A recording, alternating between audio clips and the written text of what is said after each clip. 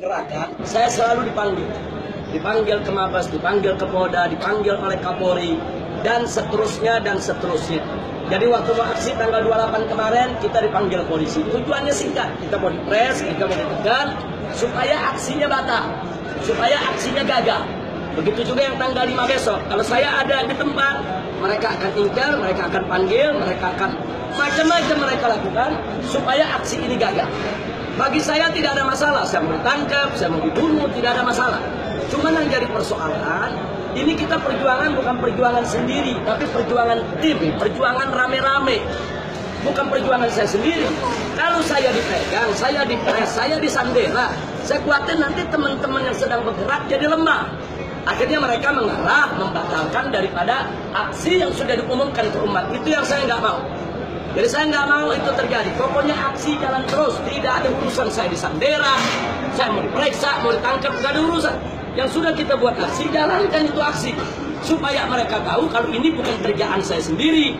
Ini kerjaan umat dari mana-mana. Kerjaan habaib, kerjaan ulama, kerjaan pondok-pondok pesantren, kerjaan ormas-ormas Islam dari berbagai macam golongan.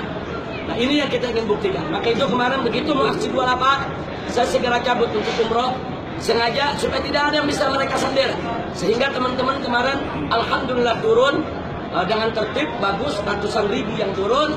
Dan insya Allah besok tanggal 5 akan lebih banyak lagi yang turun untuk menegakkan keadilan.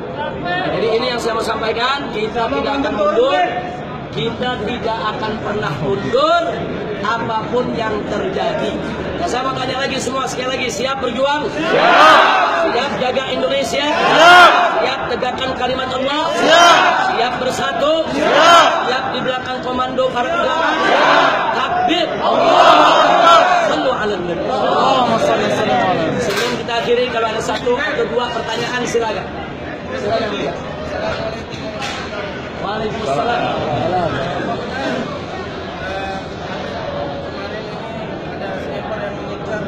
Ya, pertanyaan bagus. Saudara, sebetulnya peristiwa itu bukan kemarin. Peristiwa itu sudah lama. Sekitar sebulan yang lalu ada penembakan tersebut. Sengaja saya rahasiakan. Sengaja saya diamkan. Lo kenapa nggak lapor polisi? Bagaimana melapor?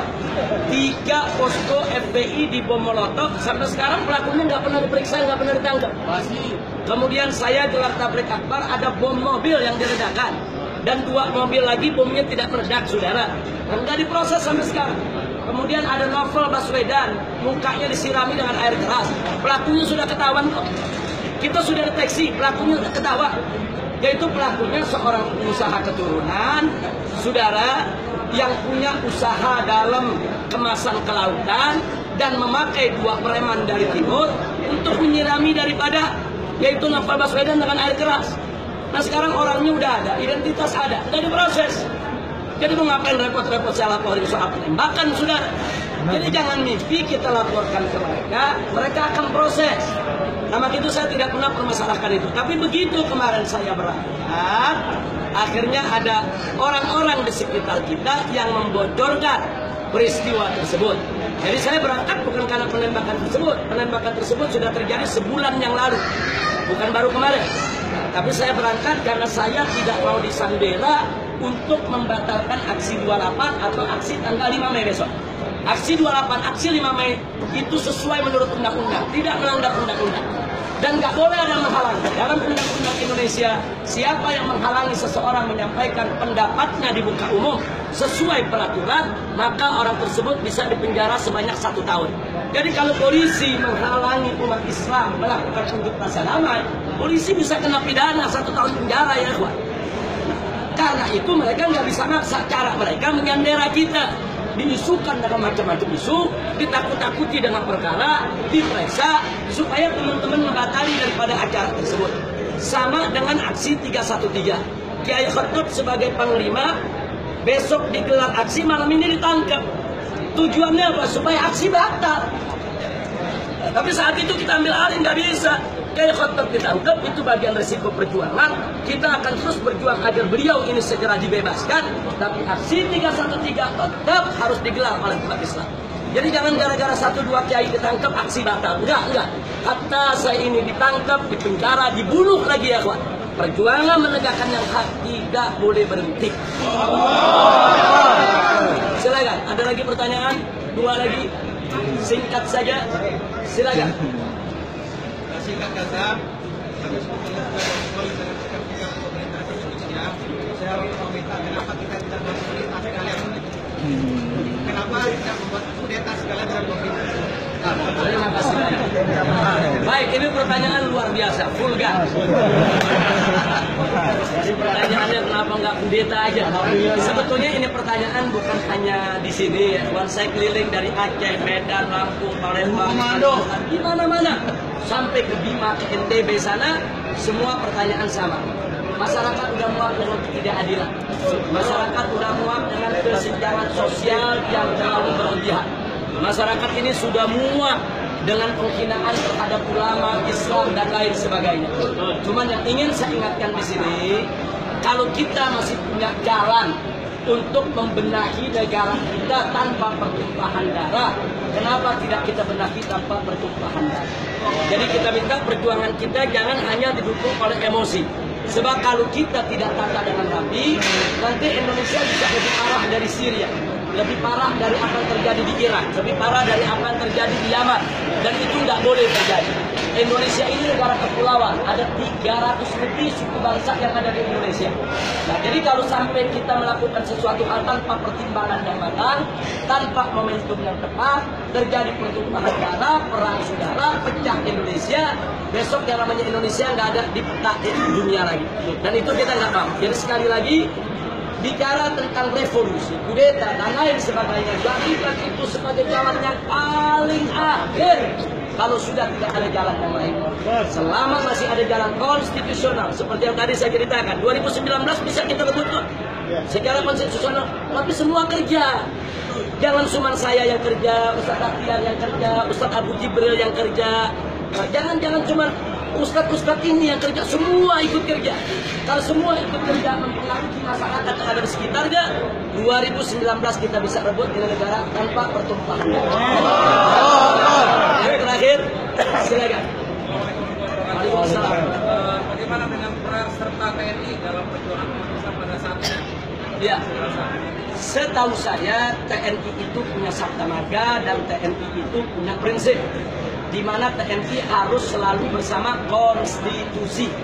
Nah, karena itu kalau kita lihat sejarah daripada pergerakan yang terjadi di Indonesia sejak merdeka sampai hari ini, TNI pada saatnya tidak ada pilihan kecuali harus bersama rakyat.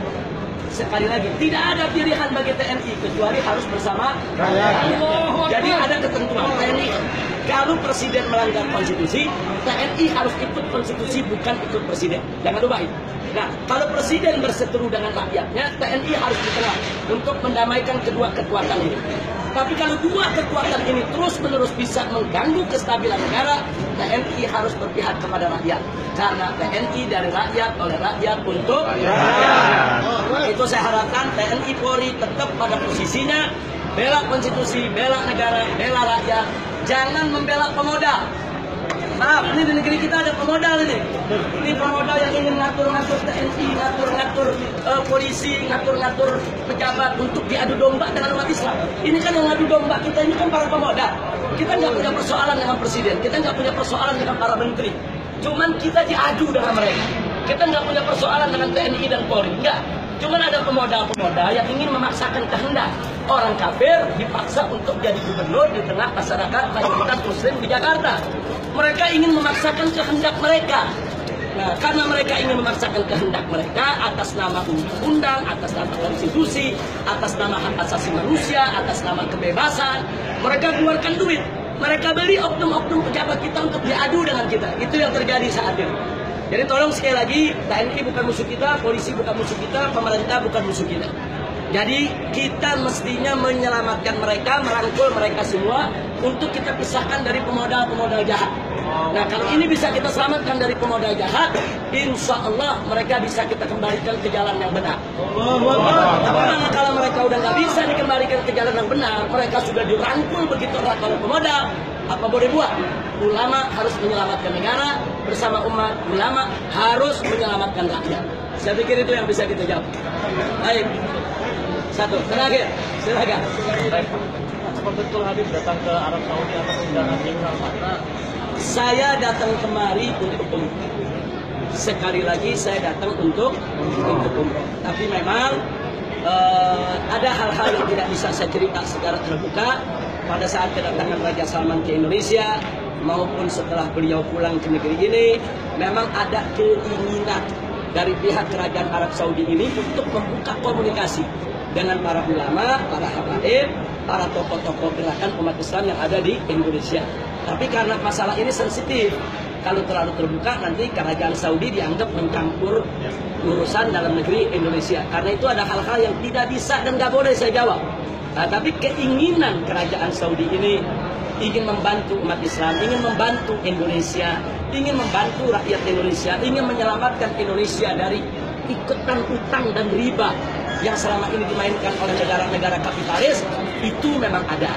Nah, cuman kan pemerintah Saudi kan dalam hal ini kan sebagai negara tentu harus mengambil langkah yang sangat hati-hati. Tapi terlepas dari itu semua, kedatangan Raja Saudi kemarin ke Indonesia itu membuka satu wacana baru, itu membuat posisi daripada gerakan umat Islam di sana semakin kuat, langsung atau tidak langsung. Nah, saya pikir itu yang mesti diingat. Sampai-sampai begini, ini saya ambil anekdotnya aja. Sampai-sampai supir taksi di jalanan gara-gara Raja Salman datang, apa dia bilang? Gua pikir Cina doang yang kaya, ternyata Arab ada rajanya. Ini kan ada. Nah, selama ini kan mereka pikir yang kaya kan cuma LRG aja. Nah, nggak sampai di situ. Indonesia dibantu 87 triliun investasi maksudnya. Kemudian Saudi investasi di Cina 320 triliun. Mestinya ini jadi teguran buat kita. Kenapa kita 87 di sana 720? Ada pelajaran. Pertama, berarti Indonesia diminta membenahi diri dulu. Kalau ingin mendapat investasi yang banyak, kita harus berbenah diri. Kedua, lagi-lagi nih tukang taksi nih. Apa dia bilang? Gile, kita ngutang ke Cina, Cina ngutang ke Arab. Artinya di sini kan ada pesan, Indonesia jangan terlalu bergantung kepada negara komunis. Ya kau bilang kaya, kasih pinjam dengan bunga berlebihan. Ternyata mereka sendiri minjemnya ke Arab Saudi. Nah, ini ada dampak psikologis di tengah masyarakat, ada dampak sosiologis. Dan yang paling penting lagi satu, sebelum kedatangan Raja Salman, itu bendera-bendera yang bertuliskan La ilaha illallah kan dirampas-rampasin. Dirampas, ditangkap, ISIS, dan lain sebagainya. Nah, begitu Raja Salman datang, di mana-mana bendera La ilaha illallah Muhammad Rasulullah berkibar. Nah, jadi artinya kan di sini memberi pelajaran juga masyarakat. Siapa bilang ini bendera dilarang? Siapa bilang ini bendera yang nggak boleh dikibarkan di Indonesia? Saya ambil manfaat daripada hikmah psikologis sosial. Terima kasih, jazakumullahu khairal jasa. Saya pikir cukup karena saya lagi ditunggu sama keluarga. Kita mau ke Haram karena besok sudah harus meninggalkan Mekah. Mudah-mudahan kapan-kapan kita bisa berjumpa. Terima kasih atas kemudian kita baca suratul Fatihah. Kita mohon kepada Allah Subhanahu wa taala Al-Fatihah agar negara kita dijadikan baldah thayyibah. Kita semua yang hadir di sini